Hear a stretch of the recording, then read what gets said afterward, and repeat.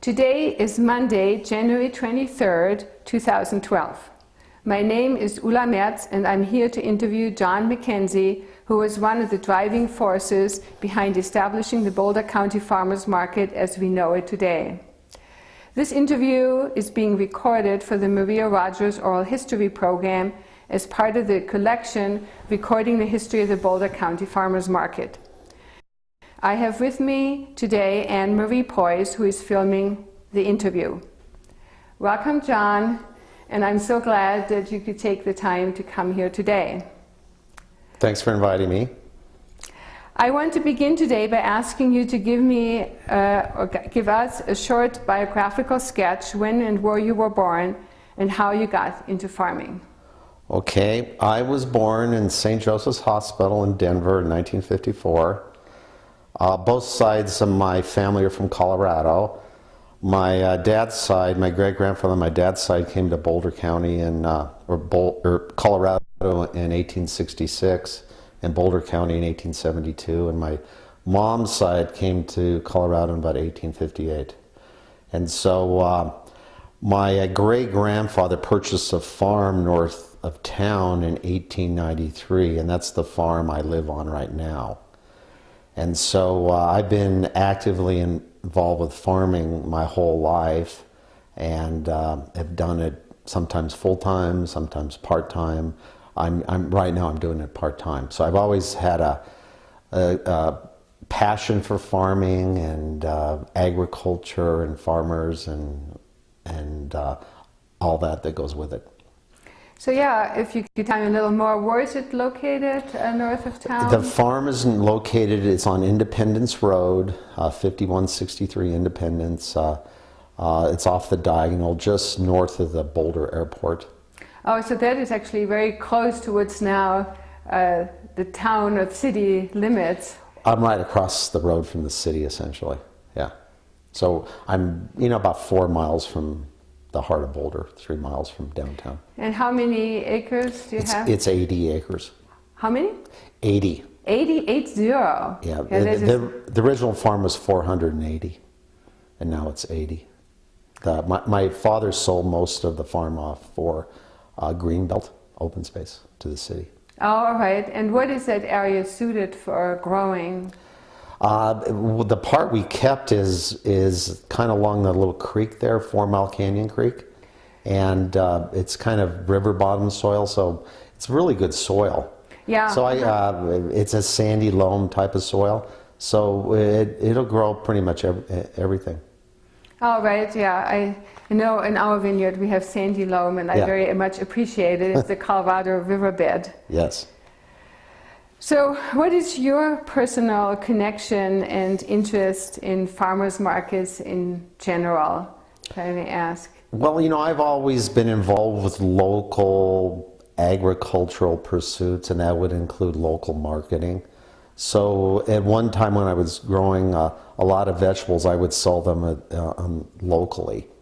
And so, I'm a proponent of growing things here and selling them to the local market. So farmers market is definitely a piece of that, to be able to grow things locally and sell them to local consumers. So who else did you sell your vegetables, and what kind did you sell? Back that time when this farmers market started, I would sell to the local supermarkets here, and not too much the supermarkets, to the alfalfas. I would do wholesale to the natural food distributors and those kind of people. Mm-hmm. And the farm, I've always grown organically at the farm. I was one of the first farms in the state to be certified organic. Oh, yeah, when was that? Do you remember? I don't, but I was involved with the certification process. We started a group called COPA, Colorado Organic Producers Association, and the goal was to certify farmers. And then the state of Colorado got interested in it, so they took that over. But that was our mission, to become a certifier. Right. All right. Before the government stepped in and does it now. All right. I see. So is there any relationship between what you as a group did and the government regulations, or not at all? Well, we came up with regulations, you know, that, you know, now it's done nationally, of course. Mm-hmm, mm-hmm. But we worked on those for a couple of years. Mm-hmm. So how is it different, I mean, selling to, natural foods and grocery distributors and selling as a farmer at the farmers market? Well, you know, there's benefits and pluses of everything. At the farmers market, you may get to keep, you know, there's no middlemen there, which is a benefit, but then again, you do have to market it and set it up and prepare it. Versus selling wholesale, you essentially have to pack it and then ship it. So you don't have that process of having to market it, which is, you know, it can be a part of a farm as well as direct marketing too. Mm-hmm. So, and with preparing, what do you mean? Washing, bunching, cooling, you know, making it uniform for consumers. Okay, yeah. Uh-huh. And you don't have to do that as much as the farmers market. You still have to do that, but you get a little more leeway at the farmers market. Okay. Oh, good. So when and why did you get involved in the Boulder County Farmers Market? Well, you know, like I said, I'd been involved with local agricultural pursuits, and one thing I was involved in was the county had a agricultural advisory committee in the early 1980s. I was involved with that, and we were interested in how to promote agriculture in Boulder County, how to save agriculture. And so we came up of a lot of lists of what to do. And I personally like to see things in the free market, you know, promote things in the free market. And one of those is marketing, to have better marketing avenues for farmers out there to get rid of their goods. So that's it. So the farmers market, from my perspective, was started for agricultural preservation purposes to help ag out there. And so one of the county commissioners, Josie Heath, asked me, you know, why don't you see if we can get a farmers market going in Boulder County as part of this, you know, committee or whatever. So that's kind of got the seed going from my perspective. Uh-huh. So at that time, the farmers really only had a wholesale opportunity, but did they have also retail sales opportunity? Alfalfa's bought from them, Ideal Market. Okay, that's still wholesale. Yeah. I think the Wild Oats was getting going at that time as well. Mm-hmm. Yeah, just starting. So there were a few out there that bought from the local Boulder County farmers. Yeah. But yeah, no direct consumer sales as much. They had a farmer's market at the courthouse. Uh-huh. And that started before the mall went in. And that was fairly successful at the beginning, but over time it kind of weaned, you know, the farmer base kind of got reduced quite a bit. And when we started the market in Central Park there, I think there's only 3 or 4 farmers selling at the courthouse at that time. And of course, by then the mall was in, so it was harder to park, you know, for people the farmers. So it wasn't as good a location anymore. Yeah. No. So so this was a good segue into my next question about revitalizing, right, the farmers market. So you mentioned it came out of the Ag Advisory Committee with Josie Heath. Yeah, and ag preservation and that kind of idea, yes. So who was on, or was part of this advisory committee? Were they all farmers, or? Not really. You know, I couldn't really tell who was on that. It's been so long ago, but There were a few farmers, but there's just interested people, you know, we're in the So community. anybody could volunteer to be part of that committee? Yes. Oh, really? Yeah. There was just interested people in food and ag.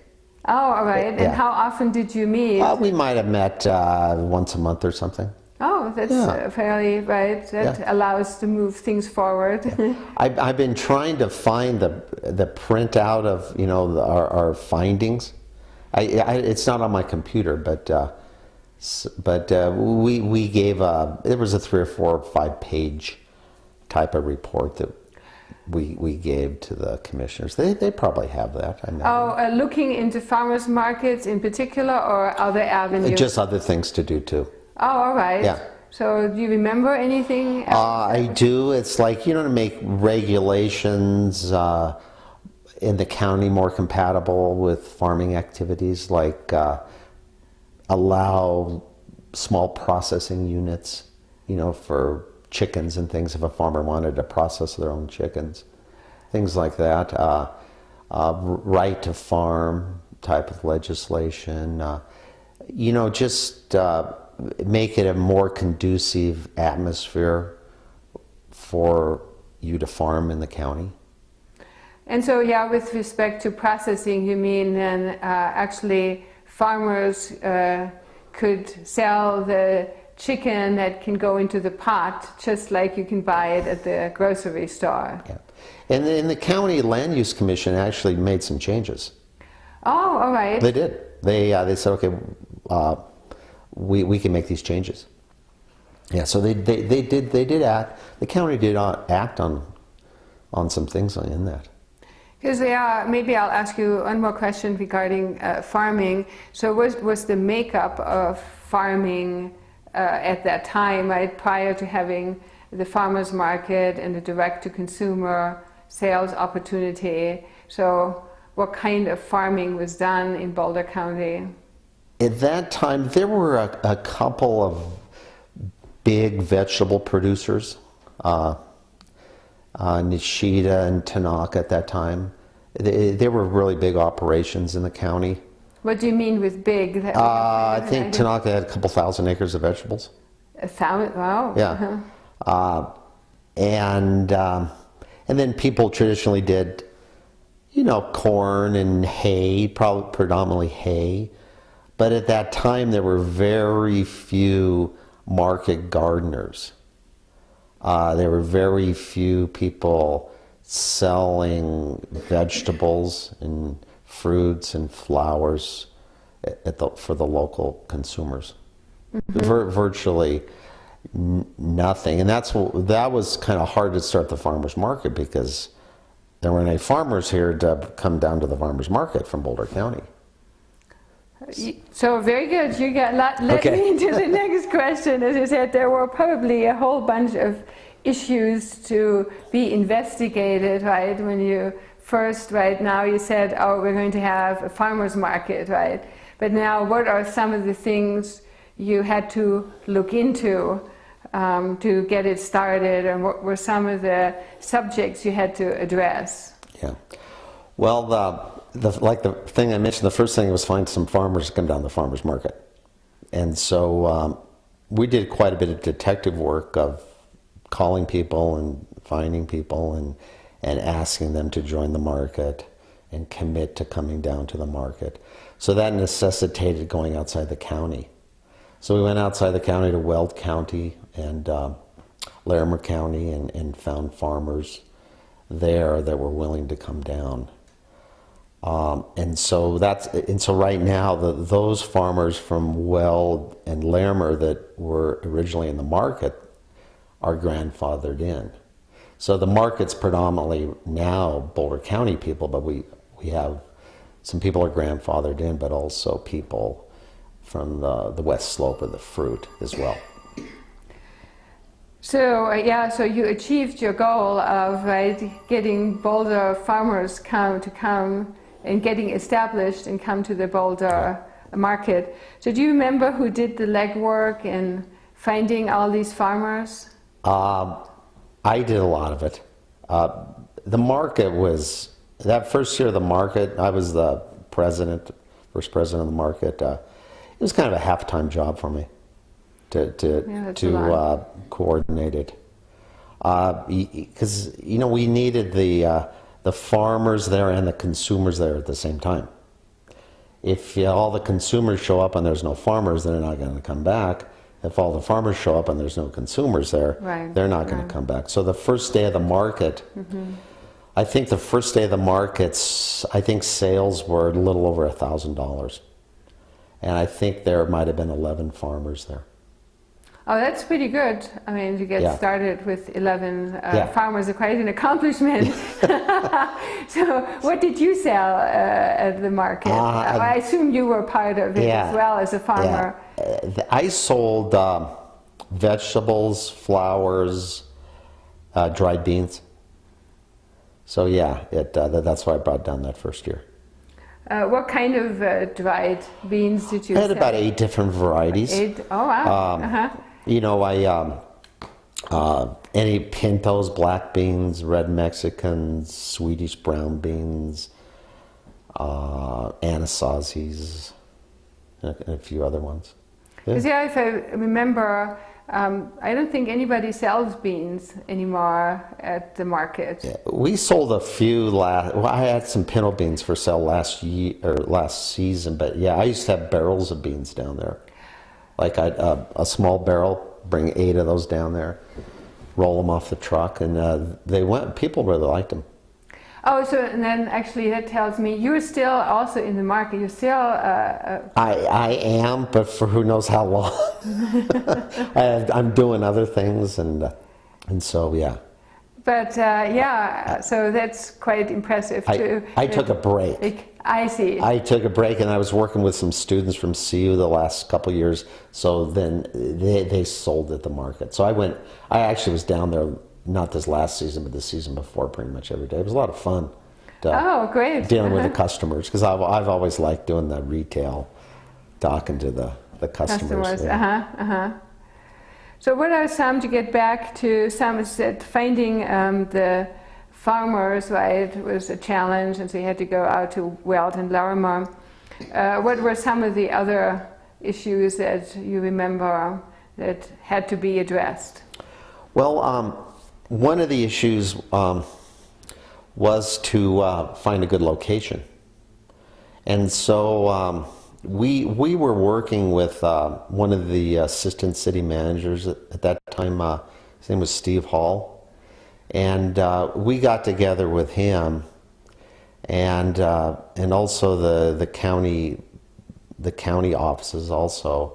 And I went and talked to Steve, and I said, we want that location where it is now on 13th Street. Because, you know, location is a big part of making these things successful. So the first year of the market, the farmers drove down the street and backed in to the curb, you know, going towards Central Park. And then people walked down the little sidewalk there. So people were selling in the median between the curb and the sidewalk, the farmers. And so that's what we wanted. We wanted the farmers market there, and he made the right calls and said, okay. So what do you think is important about location? It's real important, obviously, to have, you know, parking's key, obviously, but a nice aesthetic location that, you know, has shade and just looks nice, you know. People they want to go down there for vegetables, but I don't know if people want to go into a hot parking lot to do that. So that afforded a really nice area for them to come down to do that. And so, and it's close to downtown. You know, people can make it a destination kind of spot, go to the farmer's market, then go downtown and have lunch or something. So that was real important, the location. So how was it working with the city of Boulder and Steve Hall in particular? It was excellent. He and I had a good relationship. It was one of these partnerships, but public-private partnerships that went really well. There was no money change hands. There was no grant given to the farmers market to start it. It was all free labor. It was all people pitching in a little bit of money, and so the city complemented our efforts because they provided secretarial service. I remember Steve would. I said I need to write a letter out to everybody, and okay, I'll do it. I'll have my assistant do it for you. I can't go in to sign it, and but I'll sign it for you, John. I'll sign it. He said, "I'll sign it for you, john."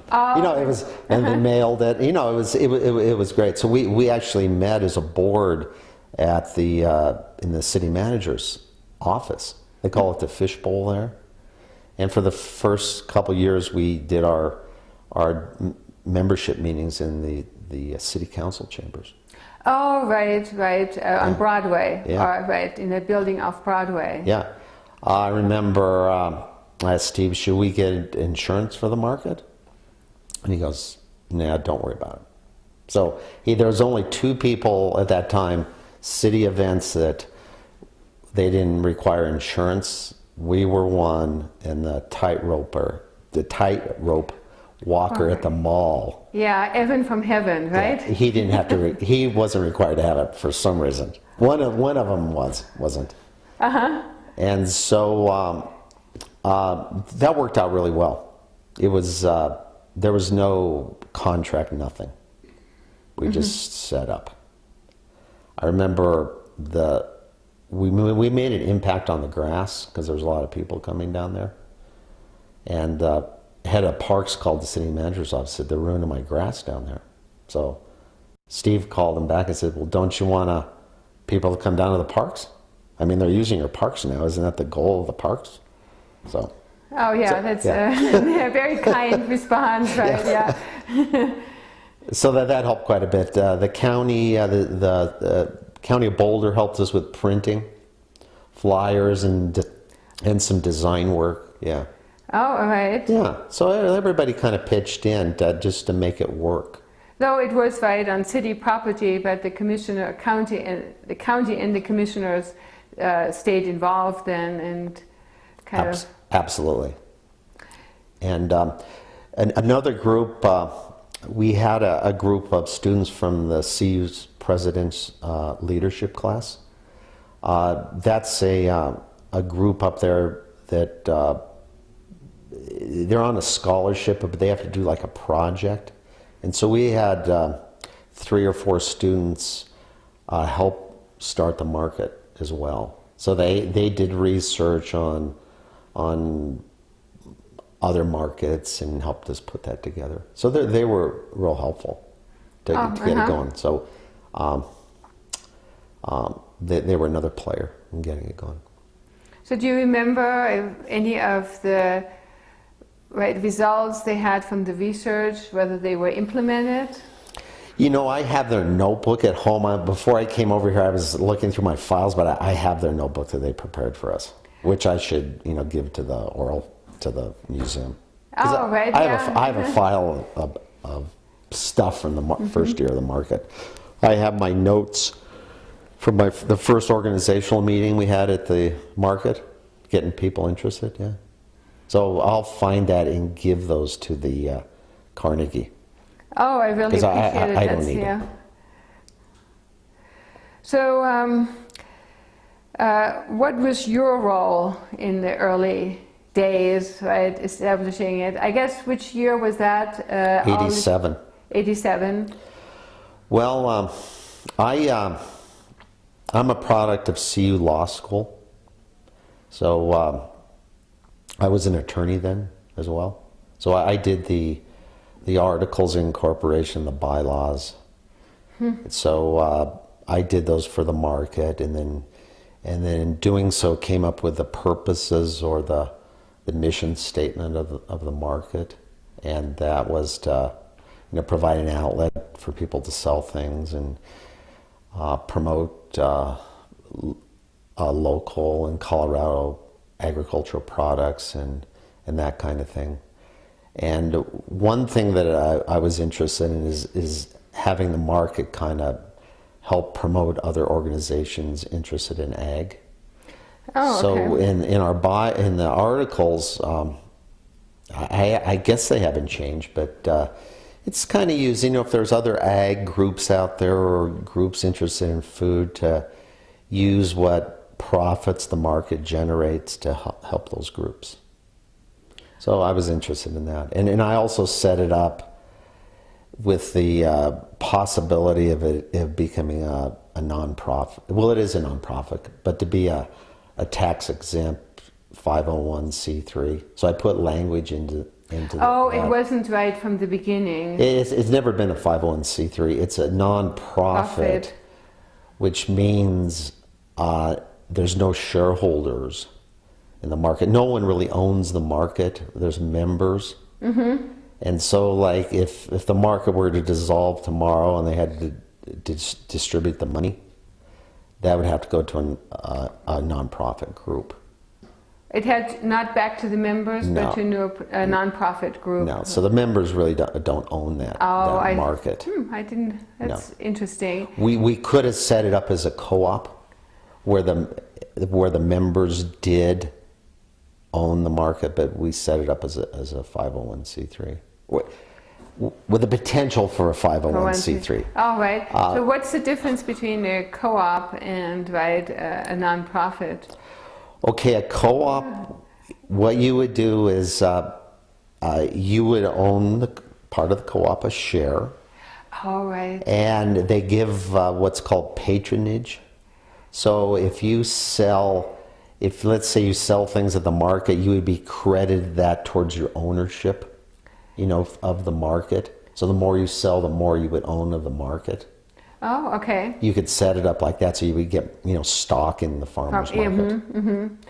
But that's not how it is. And the market is a nonprofit, and there's no shareholders, only members. Okay. So did you have how did you figure out how to get started with the bylaws? Because that is usually 10 to 20 page document, and it's quite involved, and it does establish the foundation on how to go forward, right? Did you find any other farmers markets where to kind of look at? Or? We made a lot of it up. I mean, there's two ways of doing things. You can go out and take a trip and see what other people are doing.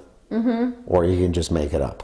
Okay, well, it came out pretty good, I think. So we just kind of made it up. And we made it in such a sense where that we made it very simple at the beginning.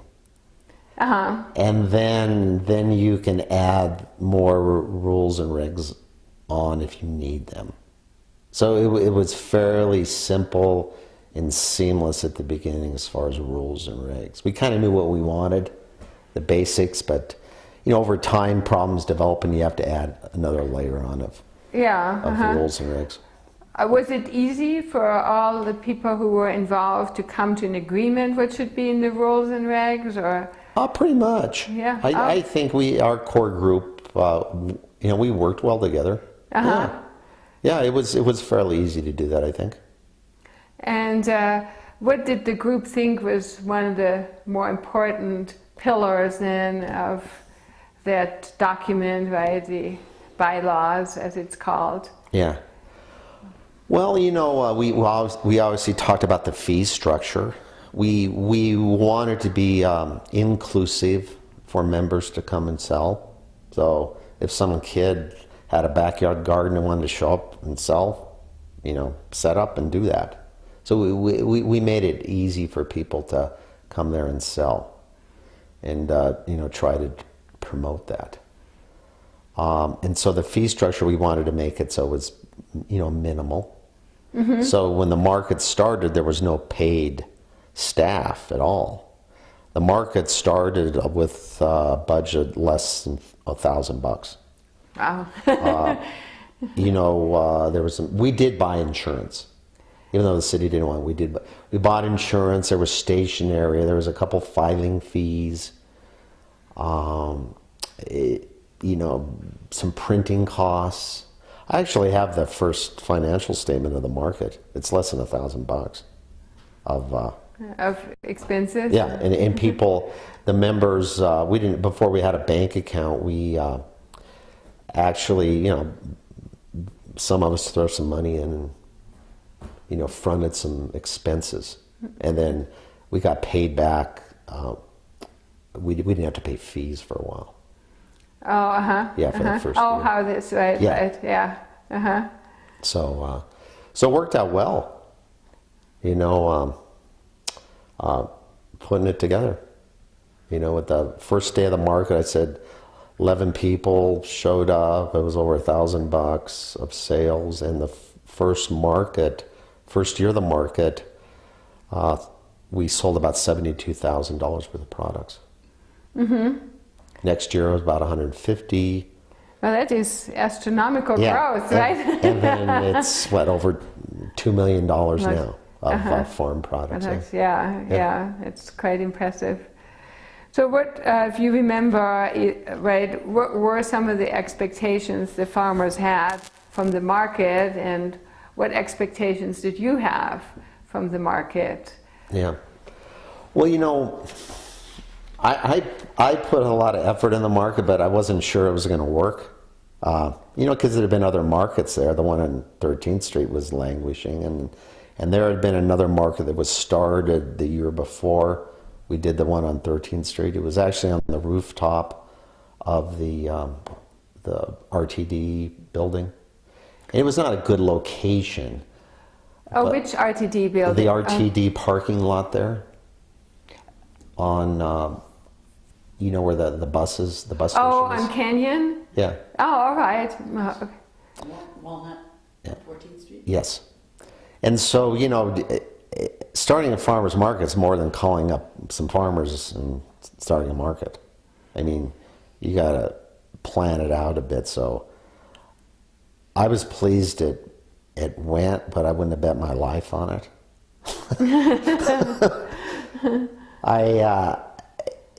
And the other thing was, you know, Boulder's somewhat of an individual type of environment where people are doing their own thing, and there's a lot of community activities here, but I was skeptical about getting a bunch of farmers together to actually work on a common goal, but it did work, and I think the reason it worked was the farmers market. You kind of have an umbrella organization that kind of takes care of things, but you're your own business when you go down there.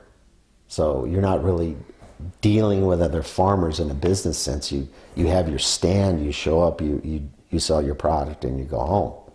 So it's not like you're running a store with a bunch of farmers or a co-op with a bunch of farmers. The farmers are really using that space and then doing their own thing within that space. Mm-hmm. So I think that was kind of one of the keys of why it worked well. So the farmers market creates a venue, or actually it's like the shelves in a store, and then you just put it, you have your own shelf there, right? Yes. And then you take care of that, but not of the other Yes. shelves. Yes. Yeah. Yeah. So I think that's why it's, yeah. That's why it's successful, that you have your individuality in your booth, right? Yeah. And you can pay for, you pay your fees and then they hire people. Yeah. So the first part of the market, I don't think anybody got paid for doing anything for many, many years. And I remember being at a board meeting. What do you mean with being paid? Paid staff.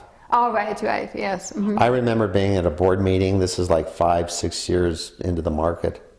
I was on the board, I think, for 7 years.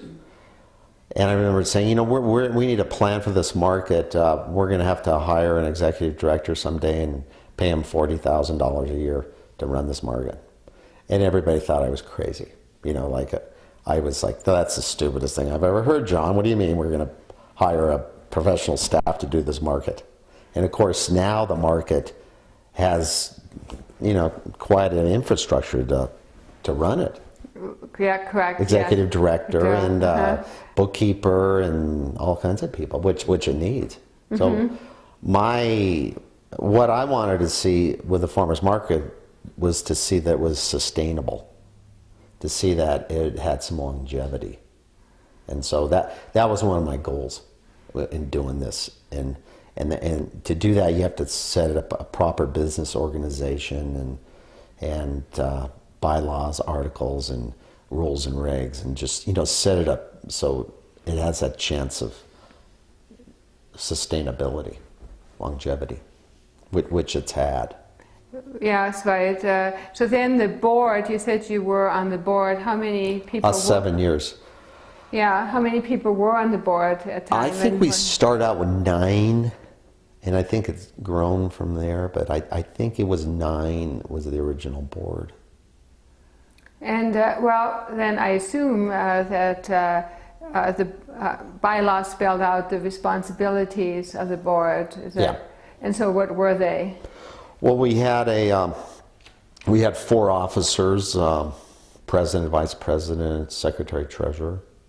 And so they had those respective obligations. And then we had committees too. We set up a committee structure as well to work on various things. We had like a publicity committee because when you have very few funds to work with, see, you can look at that as an advantage. If you have if someone throws a lot of money at you, you may not spend it in the best place. We had no money to spend, or very little, and the publicity had to be free, so we had to be creative about how to get the word out, get the consumers out there. So we spent a lot of time coming up with free publicity, and that was doing public service announcements and flyers and word of mouth, talking with radio and TV stations. Like, KBCO was real instrumental in getting the word out about the farmers market. What did they do? That's a very high-rated radio program. In the morning, they would say, "Get down to the farmers market." Oh, on Saturday morning. And that was free? That was free.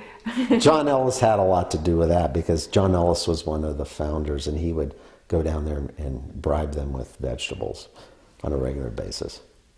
But I had a cousin of mine was in Denver, and just talking to him in passing, says, "God, what's going on with that market up there? I hear they're talking about it all the time on KBCO." So we did a lot of that, of try to get stories in the newspapers and things like that.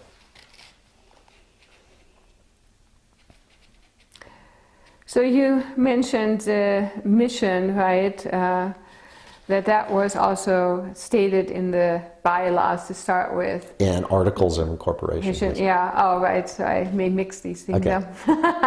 So what was the mission statement? Well, it was to have a venue to sell local ag products, to promote local ag, to promote Colorado grown, and also to use any profits that the market didn't need for its existence to give to nonprofits that are working in agriculture.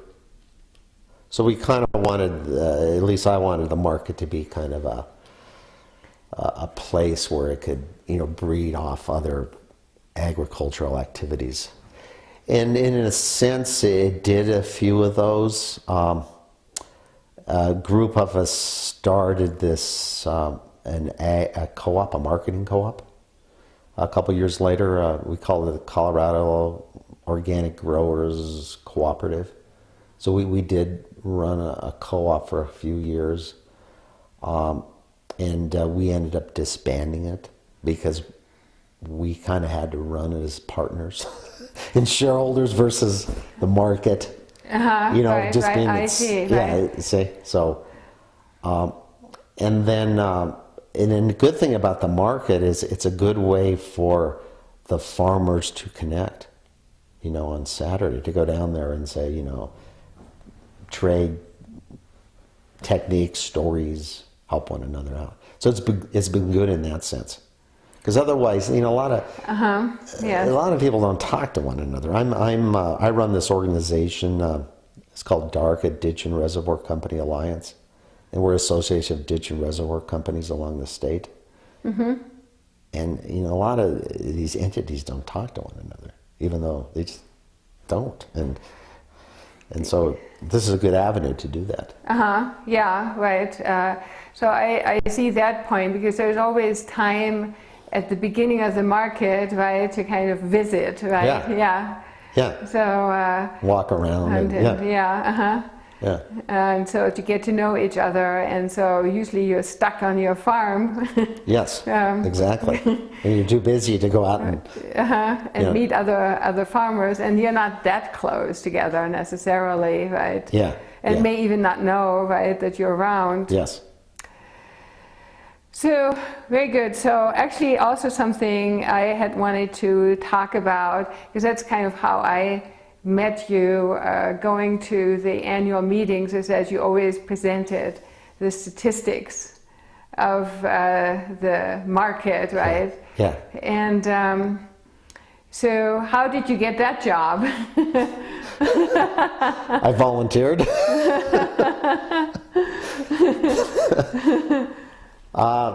Well, you know, I've my other degree is in economics. Oh, So, so my professional life, I'm an economist. So I've done a lot of number crunching and risk analysis and all that, and using software and consulting, and so that's what I've been doing for quite a long time. And so it was just a natural to take the farmers market database and look at the numbers, and so they would give me the everybody's sales, you know, and I, you know, I don't look at the names or anything, but I would just crunch the numbers and see how much flowers are sold down there, and how much someone's selling per linear foot of table space and things like that. So to kind of give an idea of what's going on at the market, to see what trends are. So actually you didn't tell them what data to keep. I mean, and they already kept this. We had to turn in our daily sales. So that was the basis for all it, because I remember, I mean, there was like pages and pages of statistics, pulling it together from different perspectives. So how did you choose these different perspectives? You just put it on my computer and I start playing with the data and see what would be interesting to, you know, for the farmers to see what the growth rate is, which is fairly easy to do, but also see what kind of products are sold down there, and what type of products sell well. You know, like for instance, the fruit guys from the Western Slope do really well. They you know, in a small amount of space, you know, so that they do well.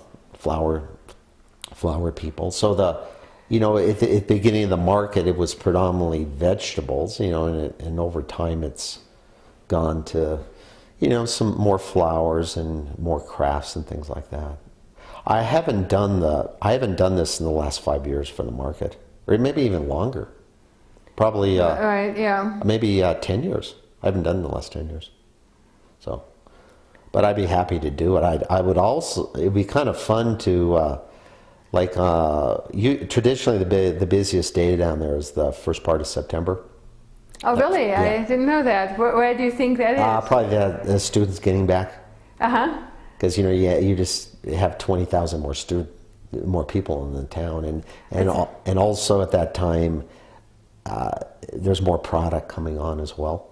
Oh, so it's late season crops are coming on, and so there's a lot to sell down there, and I've always wanted to do a snapshot, like everybody September 1st on that Saturday, whenever the Saturday was, is to mark down what you sold and how much you sold it for. Just do it one Saturday, so just to see what the mix is down there. Oh, right, right. Uh-huh. So, you know, if I brought 20 bunches of carrots and I sold them for $2 a piece, and I brought, you know, 100 pounds of potatoes or something. Yeah. Just to see, just to see what the market would be. I don't know what you would do with it, but it would be kind of, you know, intellectually, it was attractive to you. Yeah. It would be, So do you remember that any, right, what you created, these were charts and in my view, different perspectives, were used to make decisions for where to move, right, what to do or what to change at the market? Well, you know, I don't remember if they were used for that, but you could say that, you know, you could project what the market's, where it's going to be in a few years or 5 years from now. It's pretty linear growth rate. You know, it's kind of a straight line. The market's matured as far as, you know, it's not going to have 100% growth rate or 20. Like it had at the beginning. So do you remember also maybe a time of a downturn? Yeah, there have been downturns, and that when you data crunch, you get the figures, and you have to be the detective and figure out, okay, why did that go down? So it could have been, you know, weather. I suppose on a few years was probably a factor. Right. Yeah. I imagine it would be weather. I'm just guessing. More than anything else. Yeah. It's so going right. You said you were on the board for 7 years. I assume in different roles. Yeah, I was president the first year, and then I got off as president, and then I was always active on the board. Okay. So you know, my idea was, okay, why doesn't someone else do most of the work, but I'll still do a lot of work. You know, it just kind of complements what someone else is doing. So yeah, I was definitely active. So what are, from your perspective, some of the proudest accomplishments or you're proud of while you were active on the board? Is there something that comes to your mind? Well, you know, I think helping set it up, making sure it had some longevity, was definitely at the top there. You know, just making sure it was run as a professional organization, and so we took minutes and had regular board meetings, and we had lively discussions. I mean, yeah, it was good because people were thinking. You know, it wasn't a rubber stamp board. People had their views, so we definitely had Donnybrooks on that board. Well, at least when I was on, you know. Yeah. So. Which is good. Yeah, right. You know, the people were, you know, had their own interests, and my interest was always the interest of the market. You know, I tried to put my self-interest aside as much as I could. You know, so I wanted to see the market succeed, and not all. You know, there may be a decision going down that may hurt you, but overall, it would help the market. So that's how I looked at it. What decision do we make that helps the market? Not when you help the market, you'll help the individuals. When you help if you just look solely out to help the individuals, you may hurt the market. So that was my goal. You know. And so we are helping the market. What specifically you think of there? To grow, get more people down there. People, both right, consumers or? Yes. I'll give you a good example. You know, there was talk about limiting members and, you know, and that kind of thing. And my answer to some of the farmers, well, we're going to get more members down here, but you need to go out and go get more customers if you don't think you're selling enough. You know? It was like, we're not making this little club to limit members down here. So I actively promoted members when I was on the president or in the market. I always was welcome to have new members down there. you know, and talked to him and made a lot of good friends. One of my friends down there, the Roy Miller, the Millers still sell down there. He was there the first day of the market. Roy was about 75 or whatever when he rolled up there. He and I became good friends, and, you know, he was a conventional farmer in Weld County. Right, right. That is one of the. Yeah. I think they're in Longmont, that they still go to the Longmont Farmers Market. I'm not sure whether they are in Boulder, but I'll make a note. Actually, I think they still are in Boulder, but. Oh, right. To follow up with Miller Farms. Right? Yeah, he'd be. Right? Well, he's passed away, but his son and daughter-in-law still run the market. Yeah, they have a nice operation in Weld County. Oh, great.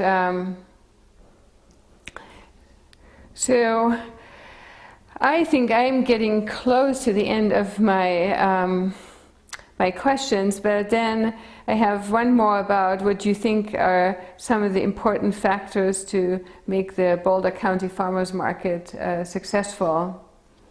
In the future, or the things that made us successful? Or? Actually, you can comment on both. I invite you to also look forward, but in the past. Well, you know, I always tried to make the market fun.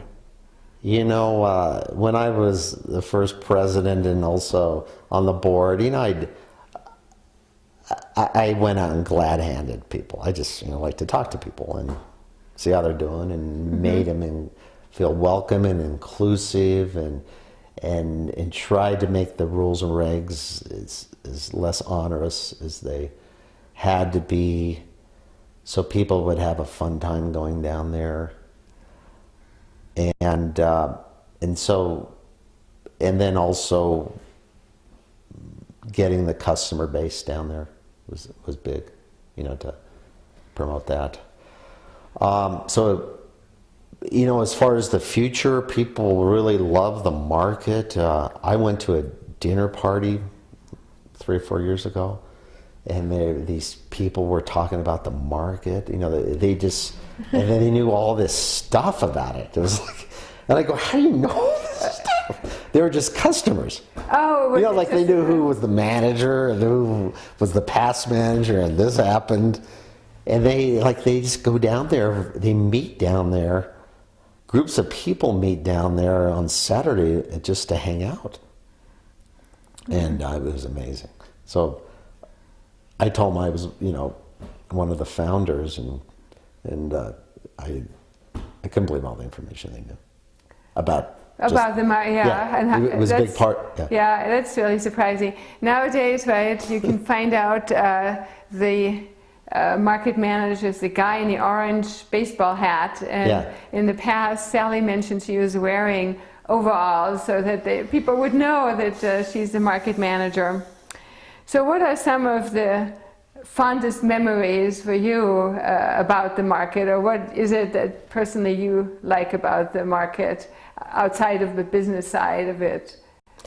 Well, you know, I always like talking to customers down there, meeting people. My kids kind of grew up going to the farmers market. Oh, did they help sell? Or? They did. And then actually on the farm I had this, I put together this farming club. It was called Why Can't Johnny Weed? It was for my kids and their friends. So they had about an acre at the farm. And so they grew stuff and they went down there and sold it. So that was fun. Oh, all right. For them to go down and do that. And then